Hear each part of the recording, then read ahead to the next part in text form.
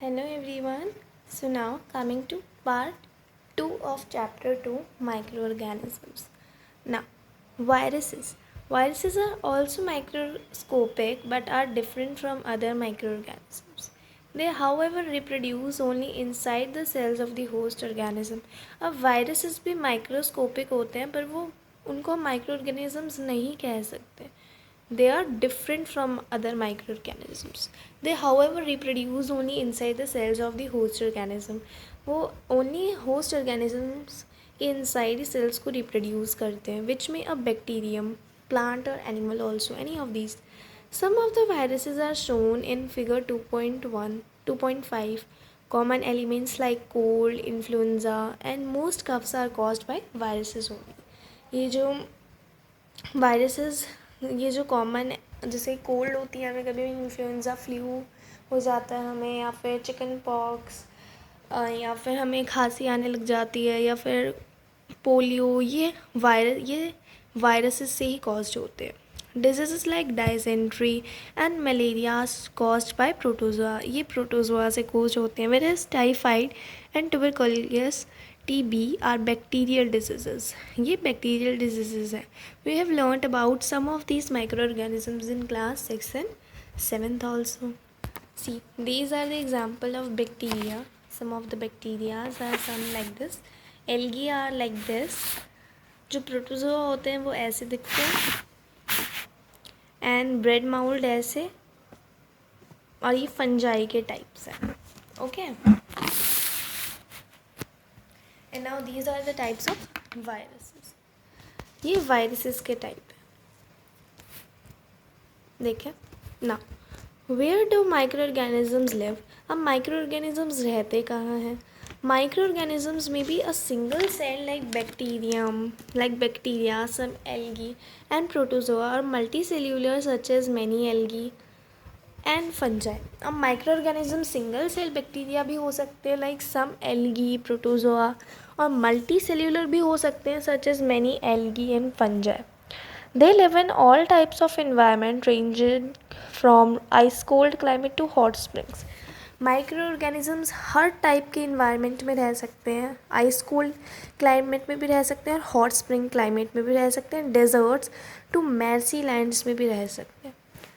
These are also found inside the bodies of animals including humans.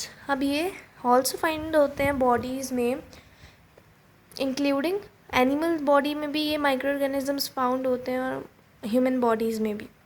Some microorganisms grow on other organisms while other exist freely.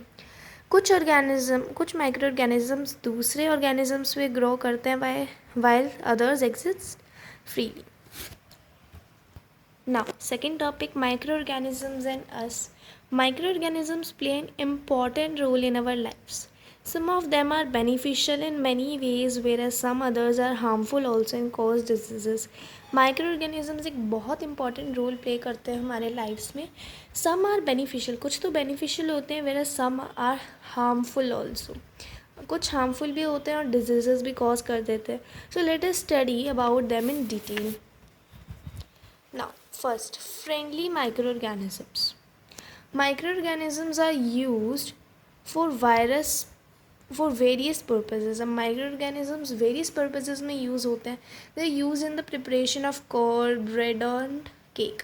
वो preparation of curd, bread and cake में use होते हैं. Microorganisms have been used for the production of alcohol since ages. Microorganisms production of alcohol में भी use किए जाते हैं since much time. They are also used in cleaning up of the environment.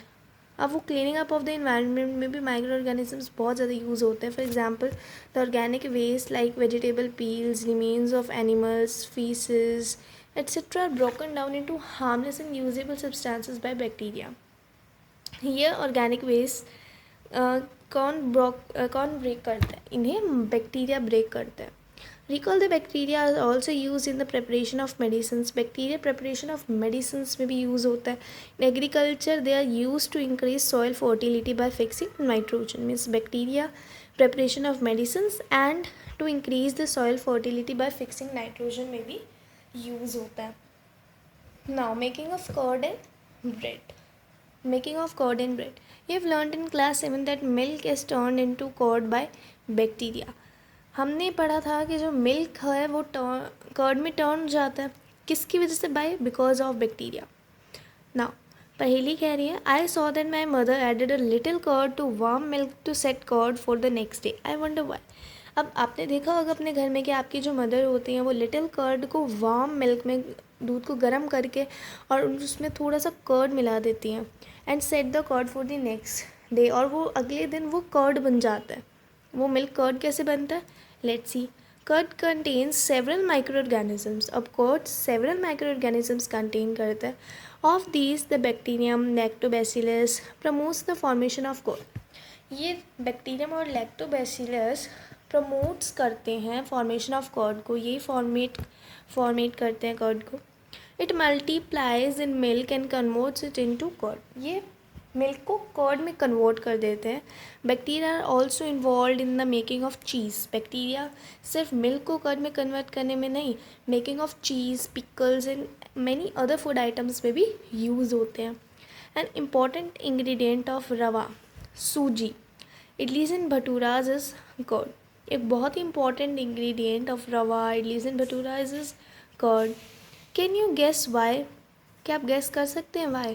Bacteria and yeast are also helpful for fermentation of rice, idlis and dosa batter. Means जो bacteria और yeast है वो helpful है किसमें?